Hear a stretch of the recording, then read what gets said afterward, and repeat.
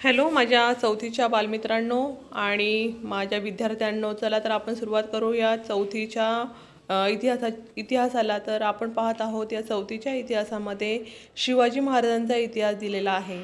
तर तो आता आपण पूर्ण करण्याच्या प्रयत्नात आहोत. तर माझा हा तिसरा धडा चालू आहे आणि या धड्यामध्ये त्यांनी सांगितलेलं आहे मराठा सरदार भोसल्यांचे कर्तबगार घराणे. जर तुम्हाला माझे जे हे व्हिडिओ आहे तुम्हाला खरंच आवडत असेल, तुम्हाला खरंच त्याचा काय म्हणतात तर त्याच्यामुळे जर तुम्हाला काहीतरी शिकायला मिळत असेल तर तुम्ही माझ्या चॅनलला लाईक करायला आणि सबस्क्राईब करायला विसरू नका. थँक्यू. आता आपण सुरू करूया मराठा सरदार आणि भोसल्यांचे कर्तबगार घराणे. धामधुमीचा काळ. संतांनी लोकांच्या मनात भक्तिभाव निर्माण केला व तर शूर मराठा सरदारांनी महाराष्ट्रात शौर्याची परंपरा निर्माण केली.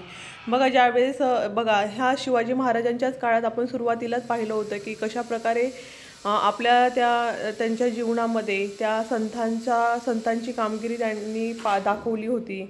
जसे की ज्ञानेश्वर, एकनाथ, तुकाराम, रामदास स्वामी यांचं जसं त्यांनी सांगितली होती माहिती की त्यांच्या काळातच हे सर्व होऊन गेले होते.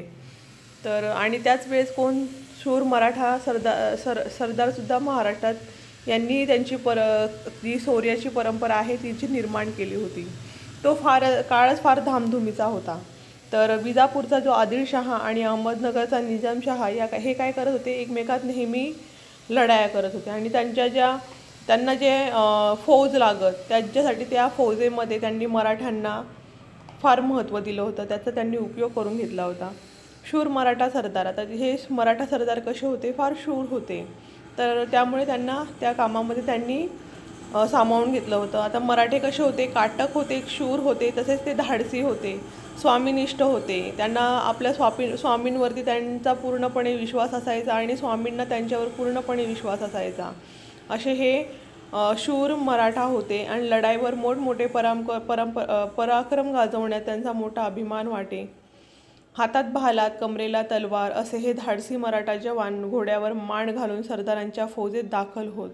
मराठे सरदार फौजबंद असत. कोणताही फौजबंद मराठा सरदार सुलतानांकडे गेला की सुलतान त्याला आपल्या चाकरीस ठेवी.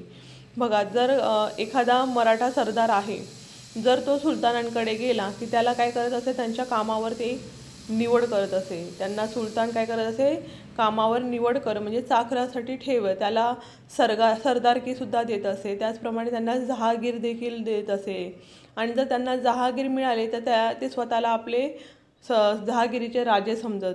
विजापूर व अहमदनगर येथील सुलतानांच्या पदरी अनेक मोठमोठे सरदार होते. हे जे सुलतान होते विजापूर व अहमदनगर यांच्याकडे वेगवेगळे मोठमोठे सरदार होऊन गेले. तर त्यात कोण होतं बघा, सिंदखेडचे जाधव होते. त्यात महत्त्वाचे म्हणून त्यांनी नाव सांगितलेले आहेत. ज्यांचे की सिंदखेडचे जाधव होते, फलटणचे निंबाळकर होते, मुदळचे घोरपडे होते आणि जावळीचे मोरे होते आणि वेरूळचे भोसले देखील होते. हे प्रमुख होते त्याच्यामध्ये. आता सिंदखेडचे जे जाधव होते ते कोण होते, ते देवगिरीच्या यादवंश वंश होते आणि शिवाजी महाराजांच्या ज्या मातोश्री आहेत, त्यांच्या म्हणजे आई आहेत जिजाबाई यांच्या ते लखुजी जाधव यांच्या काय आहेत, तर सिंदखेडचे जे लखुजी जाधव आहेत त्यांच्या त्या काय कोण होत्या, तर कन्या होत्या. त्यामुळे त्या जाधवांचं फार मोठं नाव होतं. शौर्याची परंपरा बघूया आता त्यांची शौर्याची परंपरा कशी होते. हे सारे सरदार शूरवीर होते, पण त्यांच्यापैकी अनेकांचे आपापसात हाडवेर असे. आता हे मराठा सरदार एवढे शूरवीर असताना यांच्यामध्ये मात्र एकमेकांमध्ये आपल्यासारखेच काय होतं तर दुश्मनी असे. स्वकीयांसाठी एक होऊन काहीतरी करावे अशी त्यांची दृष्टी नव्हती. त्यांना स्वतःच पडलेलं होतं.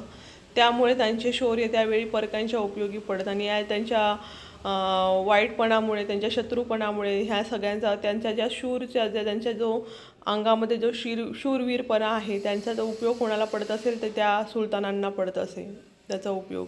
पण असे असले तरी महाराष्ट्रातील हजारो तरुणांना त्यांनी पराक्रमाची गोडी लावली. त्यांनी अनेक पराक्रमी वीर निर्माण केले. मराठी सरदारांनी महाराष्ट्रात शौर्य जिवंत ठेवले. महाराष्ट्रातील शूर घराण्यांपैकी वेरूळचे जे भोसले घराणे होते ते फार मोठे पराक्रमी निघाले होते. आता या भोसले घराण्यांनी काय केलं ते पुढे आपण बघूच या. तर ते घृणेश्वराचे जे मंदिर आहे ते कुठे आहे, वेरूळच्या लेण्याजवळ आहे. ते सुमारे 450 वर्षापूर्वीची गोष्ट होती.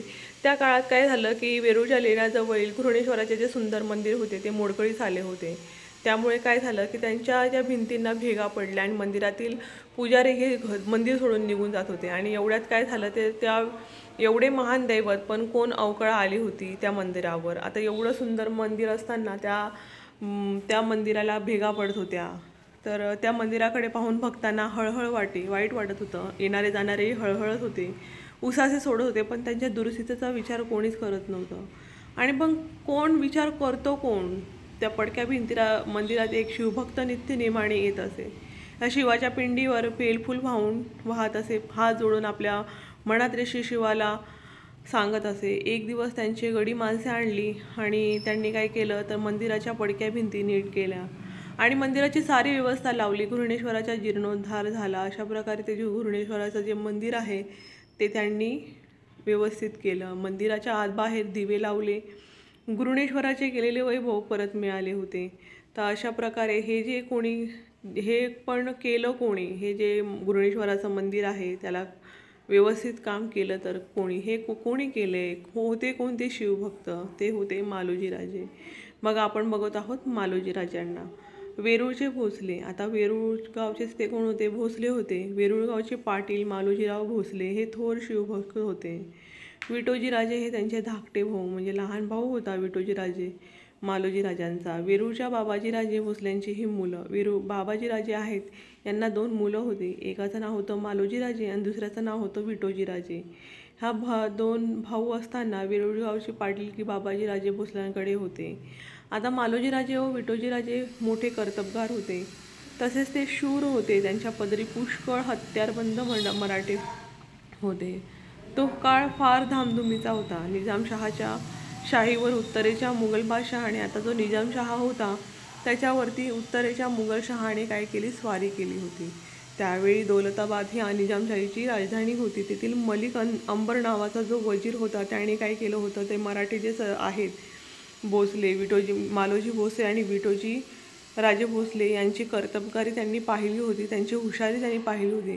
तो मोठा कर्तबगार आणि हुशार होता। तो जो वजीर होता तो फार कर्तबगार आणि हुशार होता। त्याने दौलताबाद जवळील वेरूळ भोसले बंधूंची कर्तबगारी पाहिली आणि त्यांनी निजामशहाजवळ त्याच्या कर्तबगारीची वाखाणी केली। म्हणजे त्यांना सांगितलं की जे मालोजी राजे आणि विठोजी राजे आहेत ते फार शूरवीर आहे असं त्यांनी सांगितलं निजामशहाजवळ। निजामशहाने मालोजी राजांना पुणे व सुपे या परगण्याची जहागिरी दिली। आता भोसल्यांच्या घरी वैभव आले। उमाबाई ही मालोजी राजांची पत्नी होती। ती फलटणच्या निंबाळकर घराणे, हे म्हणजे यांचं पूर्ण घराणं हे अशाच वेगवेगळ्या मराठा सरदारांच्या त्या मुली होत्या। या उभयंतांना 2 मुली होत्या। तर ह्या मालोजी राजांना 2 मुलं होती बघा। एकाचं नाव होतं शहाजी। बघा आता आपण पहिल्या याच्यामध्ये पाहिलं बाबाजी राजांना 2 मुलं होती, मालोजी राजे आणि विठोजी राजे। त्यानंतर मालोजी राजांना 2 मुलं होती, एकाचं नाव होतं शहाजी आणि दुसऱ्याचं नाव होतं शरीफजी। शहाजी 5 वर्षाचा असताना मालोजी राजे इंदापूरच्या लढाईत मारले गेले। मालोजी राजे काय झालं, शहाजी राजे 5 वर्षाचे असताना तो मरण पावला होता मालोजी राजे। आता विठोजी राजांनी आपल्या पुतण्यांचा म्हणजे कोण, शहाजी आणि शरीफजी यांच्या जहागिरीची सांभाळ केली। पुढे शहाजीसाठी लखुजीराव जाधवांच्या मुलीला मागणी केली, म्हणजे ती कोण आहे, जिजाबाई। जाधवांची लेक जिजाबाई मोठी सुलक्षणी होती। जिजाबाईंसाठी विठोजी राजांनी घातलेली मागणी लखुजीरावांनी स्वीकारली। लखुजीराव म्हणजे निजामशाहीतील एक शूर व पराक्रमी सरदार होते। ते मोठा फौजफाटा बाळगून होते आणि ते निजामशहाच्या दरबारात त्यांची मोठी प्रतिष्ठा होती लखुजी जाधवांची। त्यांनी शहाजीराजे व जिजाबाई यांचा विवाह मोठ्या थाटात साजरा केला। आता जिजाबाई भोसले कुळाची लक्ष्मी झाली। आता शहाजीराजांबद्दल आपण पाहूया। शहाजीराजे निजामशहाने मालोजी राजांची जहागिरी शहाजीराजांना दिली होती। मालोजी राजांची जहागिरी त्यांच्याच मुलाला शहाजीराजांना दिली होती। शहाजीराजे पराक्रमी होते। निजामशाही दरबारात त्यांना मोठा मान होता। मुघल बादशहाने ती निजामशाही जिंकायचा बेत केला। विजापूरचा आदिलशहाही त्याला मिळाला। बघा आता काय झालं होतं की निजामशाही दरबारात त्यांचा कोणाचा मान होता, तर शहाजीराजांचा मान होता आणि मुघल बादशहाने काय केलं की निजामशाही जिंकण्याचा बेत केला, म्हणजे त्याच्यावर आक्रमण करण्याचा प्रयत्न केला. आता त्याच वेळेस काय झालं, विजापूरचा जो आदिलशहा आहे त्याला मिळाला, कोणाला, मुघल बादशहाला तो मिळाला होता. आदिलशहा आणि मुघल बादशाह एक झाले होते आणि त्यांनी काय ठरवलं की निजामशहावर आपण काय करायचंय, आक्रमण करायचं आहे. तेव्हा निजामशाही वाचवण्यासाठी मलिक अंबर व शहाजीराजे निकराने लढले आणि दोन्ही फौजांचा त्यांनी पराभव केला. विजापूरचा आदिलशहाचा आणि मुघल बादशहाचा त्यांनी पराक्रम केला. अहमदनगरजवळ भातवडी येथे ही प्रसिद्ध लढाई झाली. या लढाईत शरीफजी मारले गेले, म्हणजे यांचा मृत्यू झाला शरीफजींचा. शरीफजी म्हणजे कोण, तर शहाजीराजांचा भाऊ हा शरीफजी मारले गेले. पण शहाजीराजांनी मोठा पराक्रम गाजवला, त्यामुळे शूरसेनानी म्हणून त्यांचा सर्वत्र लौकिक झाला. दरबारात त्यांची प्रतिष्ठा वाढली, इतकी की खुद्द मलिक अंबरला त्यांच्याबद्दल असूया वाटू लागली. म्हणजे त्याला वाटत होतं की शहाजीराजे म्हणजे काहीतरी एक माझ्यापेक्षा जास्त ताकदवर आहे, त्यांना मलिक अंबरला असे वाटू लागले. त्यातूनच उभयंतात वितुष्ट निर्माण होऊन शहाजीराजांनी निजामशाही सोडली. मग यांच्यामध्ये थोडंसं वैर निर्माण झालं मलिक अंबर आणि शहाजीराजात. मग त्यामुळे शहाजीराजांनी ठरवलं की मी आता काय करणार, तर निजामशाही त्यांनी सोडून दिली आणि ते विजापूरच्या आदिलशहाला जाऊन मिळाले शहाजीराजे. आदिलशहाने आदिलशहाने म्हणजे शहाजीराजे एवढे शूरवीर होते हे कोणाला माहीत होतं, आदिलशहाला माहितीच होतं. मग त्यांनी काय केलं तर लष्कर हा किताब शहाजीराजांना दिला आणि त्यांचा सन्मान केला. पुढे निजामशाहीत बऱ्याच घडामोडी झाल्या. तर मलिक अंबर मृत्यू पावला. पुढे काय झालं, मलिक अंबर हा मृत्यू पावला आणि त्याचा पुत्र, त्याचं नाव होता फत्ते खान, हा मोठा कारस्थानी होता. तो आता निजामशाहीचा वजीर झाला. त्याच्या काळात आता मलिक अंबरनंतर त्याचाच मुलगा तो आला फत्ते खान आणि तो वजीर झाला होता आणि तो फार कारस्थानी होता. तो आता निजामशाहीचा वजीर झाला. त्याच्या काळात निजामशाहीला उतरती कळा आली. मग आता तो असा होता की त्याचे कामं व्यवस्थित नसल्यामुळे निजामशाहीला काय झाली, तर उतरती कळा आली. हे मुघलांच्या स्वारीचा धोका निर्माण झाला आणि त्यावेळेस तर शहाजीराजे कुठे होते, हे आदिलशहामध्ये मिळाले होते.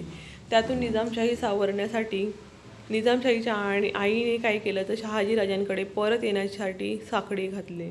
मग त्यांनी काय केलं, निजामशहाच्या आईने शहाजीराजांकडे की तुम्ही परत निजामशाहीमध्ये या.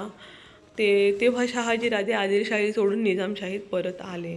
अशा प्रकारे आपण पाहिलं की हा धडा इथे समाप्त झालेला आहे. तुम्हाला जर आवडला असेल शहाजीराजांचं मी जे काही शिकवलेलं आहे, तर हा जर पाठ मराठा सरदार भोसल्यांचे कर्तबगाराने तुम्हाला समजला असेल तर माझ्या चॅनलला नक्की सबस्क्राईब करा आणि शेअर करायला विसरू नका. लाईकही करा.